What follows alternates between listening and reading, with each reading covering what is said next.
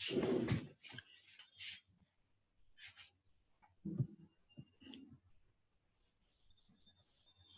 morning, students. This is Dr. Nisha Jain. BSc Part 2 के paper 2 animal physiology and biochemistry को आज हम start करेंगे। जंतु कार्यकी एवं जैव रसायन। इस पेपर 2 में मैं आपका जो फर्स्ट चैप्टर लेने जा रही हूँ वो है फिजियोलॉजी ऑफ सर्कुलेशन, परिसंचरण की कार्यकी। इस चैप्टर के अंदर हमें क्या क्या टॉपिक्स कवर करने हैं, पहले हम उसको डिस्कस करेंगे और उसके बाद फिर हम वन बाय वन एक एक टॉपिक को लेंगे। Physiology and biochemistry and the name of the chapter is परिसंचरण की कार्यकी। इस चैप्टर के अंदर जो हम आपके सिलेबस में जो दिए हुए हैं टॉपिक्स वो है ब्लड, रक्त, जिसमें हमें केवल कॉम्पोजिशन और फंक्शन इसका पढ़ना है। दैट इज रक्त का संगठन हमें पढ़ना है और इसके कार्य को हमें स्टडी करना है। ब्लड क्लॉटिंग, इसमें हमें इसका इंट्रोडक्शन, ब्लड क्लॉटिंग के अंदर हमें इंट्रोडक्शन, फैक्टर्स, मैकेनिज्म, इसकी थ्योरीज क्या हैं, कौन कौन से एंटीकोआगुलेंट्स होते हैं और इसका सिग्निफिकेंस क्या है। रक्त का थक्का बनना जिसको हम बोलते हैं ब्लड क्लॉटिंग। हार्ट बीट के अंदर हमें कार्डियक साइकिल के बारे में पढ़ना है। उसके बाद हमारा आता है blood pressure. Blood cardiac cycle को हम हृदय चक्र भी कहते हैं। ब्लड प्रेशर जो हमारा है, ब्लड प्रेशर के अंदर जिसको कि हम रक्तदाब बोलते हैं, रक्तदाब में हमें इसका कौन सा इंस्ट्रूमेंट होता है उसके बारे में पढ़ेंगे और इसके अलावा हम पढ़ेंगे कौन high blood pressure, low blood pressure, इसके अंदर नर्वस और हार्मोनल कंट्रोल कैसे होता है ब्लड प्रेशर का। लास्ट टॉपिक आपके इस चैप्टर में जो आपके सिलेबस में दिया हुआ है वो है बॉडी टेम्परेचर रेगुलेशन।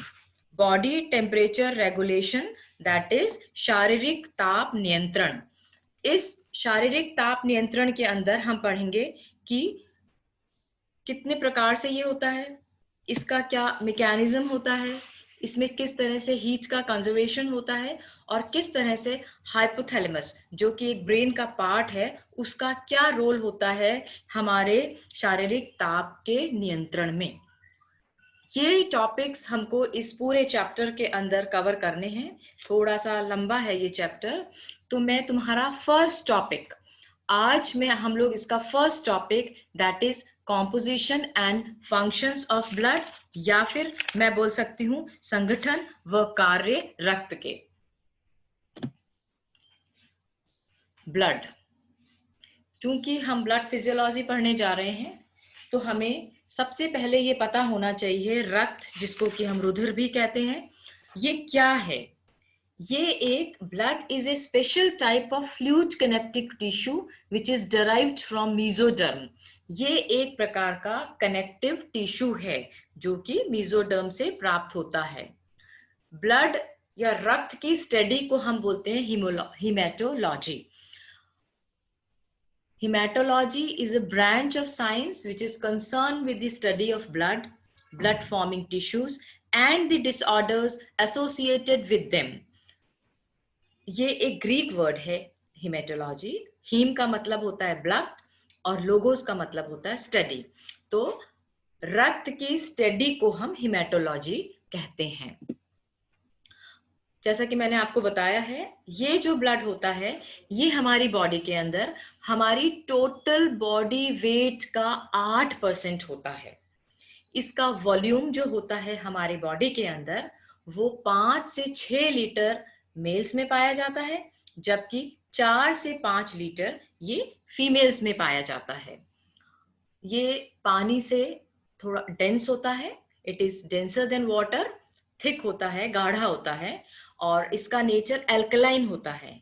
अगर हम इसके पीएच की बात करें तो इसका पीएच वैरी करता है 7.35 से 7.45 के बीच में। इसका रंग जो रक्त का जो रंग है वो लाल होता है, परंतु ये गहरा और हल्का लाल होता है। और इसका जो टेस्ट होता है वो नमकीन होता है, सॉल्टी मेटालिक टेस्ट इसके अंदर हमें पाया जाता है। This is a very beautiful picture of blood. It is a diagram of blood. आप देखिए, एक ब्लड वेसल है जिसको कि हम बोलते हैं ब्लड का वेसल, और इस ब्लड वेसल के अंदर से ब्लड का फ्लो हो रहा है।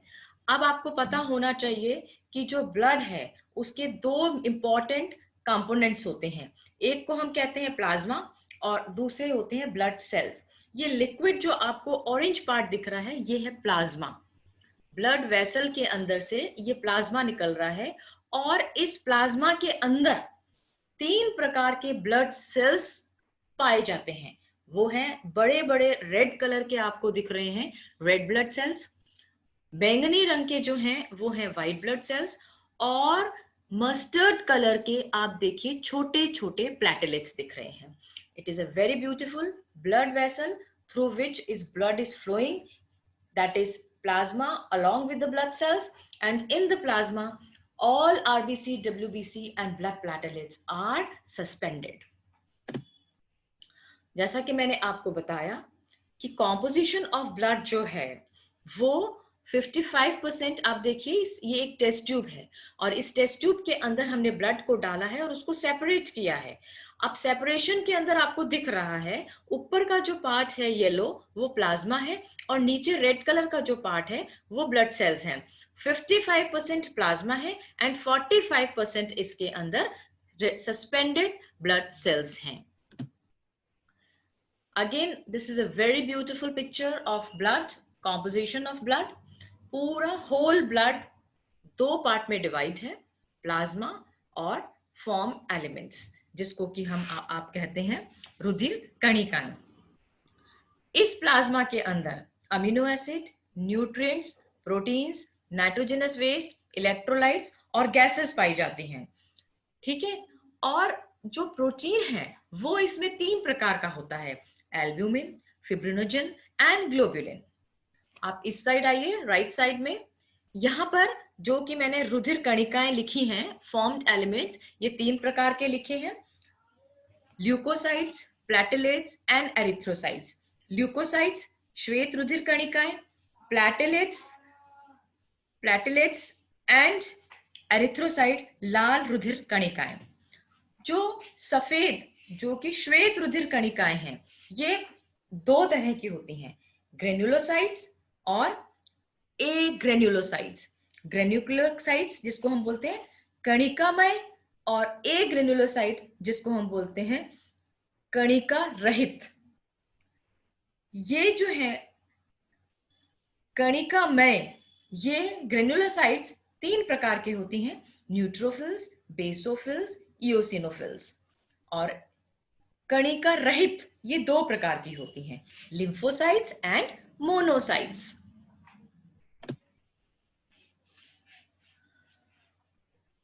प्लाज्मा, जैसा कि ब्लड के अंदर 2 कंपोनेंट्स हैं, एक तो मैंने बताया आपको प्लाज्मा और दूसरा रुधिर कणिकाएं। हम पहले बात करेंगे प्लाज्मा की और उसके बाद हम आएंगे रुधिर कणिकाओं पे, आरबीसी, डब्ल्यूबीसी एंड प्लेटलेट्स के ऊपर।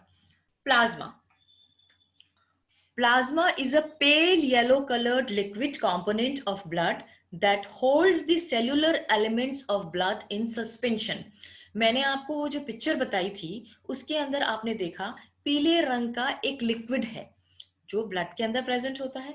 ये लिक्विड ही एक्चुअली प्लाज्मा होता है और ये लिक्विड मैंने आपको बताया 55% होता है ब्लड के अंदर।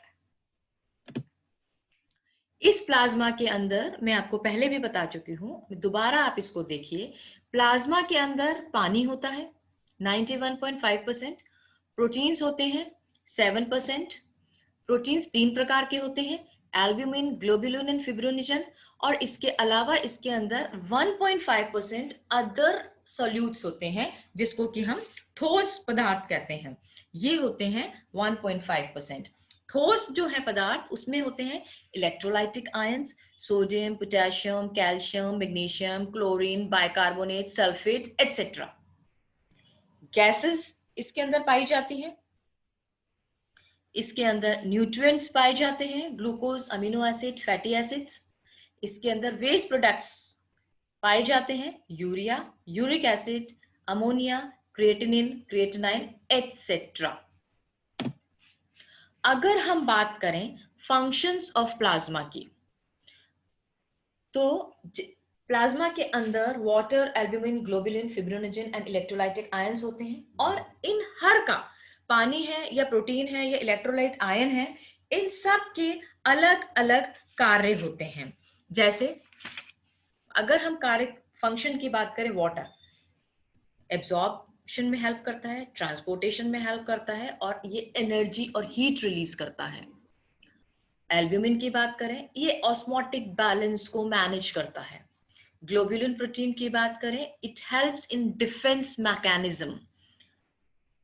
ब्लड क्लॉटिंग की बात करें, अगर हम ब्लड क्लॉटिंग की बात करें तो फिब्रिनोजन जो है, ये जो प्रोटीन है, ये ब्लड क्लॉटिंग, रक्त थक्का जमाना, ये किसके द्वारा होता है? फिब्रिनोजन प्रोटीन के द्वारा होता है। इलेक्ट्रोलाइटिक आयंस पीएच बफरिंग को ये मैनेज करता है। प्लाज्मा के अंदर इनऑर्गेनिक कॉन्स्टिट्यूएंट मैंने बताया आपको, sodium, potassium, calcium, magnesium, chlorine, bicarbonate, phosphate और सल्फेट होते हैं। कितनी क्वांटिटी में होते हैं ये आपके इस पे स्क्रीन पे आपको दिख रहा है, और आप इसका स्क्रीनशॉट ले सकते हैं। और ऑर्गेनिक कॉन्स्टिट्यूएंट्स के अंदर, इसके अंदर plasma protein, non protein nitrogenous substance होते हैं, न्यूट्रिटिव सब्सटेंस होते हैं, कलर्ड सब्सटेंसेस होते हैं, और अदर सब्सटेंसेस होते हैं। प्रोटीन्स के अंदर मैंने आपको बता दिया है, एल्ब्यूमिन, ग्लोबुलिन, फिब्रिनोजन होता है, प्रोथ्रोम्बिन भी इसके अंदर पाया जाता है। और नॉन प्रोटीन नाइट्रोजनस सब्सटेंस के अंदर, इसके अंदर urea, uric acid, creatinine, amino acid, xanthine, hypoxanthine होते हैं। न्यूट्रिटिव सब्सटेंस के अंदर, इसके अंदर ग्लूकोज और लिपिड्स पाए जाते हैं। कलर्ड सब्सटेंसेस के अंदर, इसके अंदर बिलिरुबिन एंड कैरोटीन पाए जाते हैं। अदर सब्सटेंसेस के अंदर, इसके अंदर hormones, enzymes, vitamins, minerals and metabolites पाए जाते हैं। Thank you very much. मैं आपका नेक्स्ट टाइम इसको कंटिन्यू करूंगी। Thank you once again. Will start with blood sales.